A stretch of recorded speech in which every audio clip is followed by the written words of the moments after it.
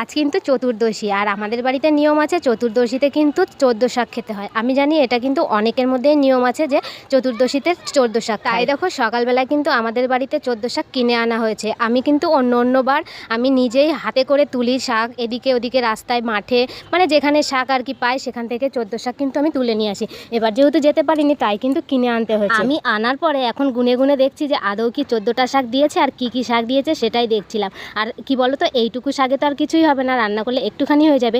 সেই কারণে কিন্তু এক আঁটি শুধুমাত্র লাল শাক আনা হয়েছে যে এর ভেতরে শাকটা দিয়ে রান্না করা হবে। সব থেকে বড় কথা কি জানো, অনেকে ভাবে যে এই 10 টাকায় এই কটা শাক, কিন্তু যে ওরা যে খুঁজে খুঁজে এনে তোমাদেরকে 14টা শাক গুছিয়ে যে বিক্রি করছে, আমার তো মনে হয় এটাই অনেক। কারণ এই খুঁজে খুঁজে পাওয়া এটা কিন্তু অনেক ডিফিকাল্ট। তবে এর মধ্যে কিন্তু সত্যি ওরা 14টা শাকই কিন্তু দিয়েছিল, আর আমি এগুলোকে ভালো করে বেছে নিয়েছিলাম যে অনেক পোকামাকড় কিন্তু থাকে। এখন বর্ষার সময় শাকের মধ্যে কিন্তু প্রচুর পোকামাকড় থাকে, তাই ভালো করে তোমরা কমেন্ট করে জানিও কিন্তু যে তোমাদের কার কার মধ্যে 14 শাক খাওয়া আছে, আর কে কে খেয়েছো অবশ্যই কিন্তু একটা কমেন্টে জানিও।